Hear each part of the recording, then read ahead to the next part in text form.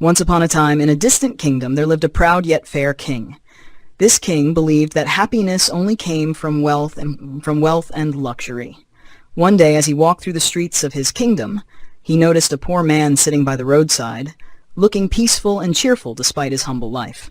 Curious, the king approached the man and asked, "How can you be happy when you're so poor?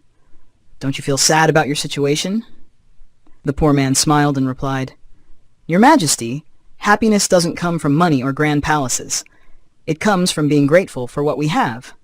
I live a simple life, work hard, and thank God for what I have."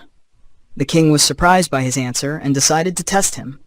He offered the poor man a bag of gold coins if he would come to work in the palace every day. The man happily agreed and started working at the palace.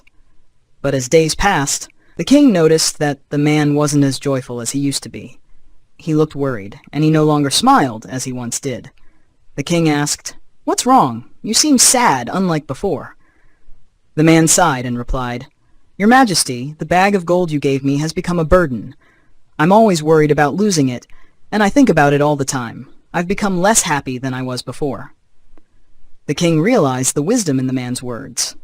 He understood that true happiness comes from inner peace and contentment, not from wealth. He took back the bag of gold and set the man free from his worries. The poor man returned to his simple life, feeling happier and more at peace than ever before. The king had learned an important lesson. True happiness comes from gratitude and satisfaction, not from riches and possessions.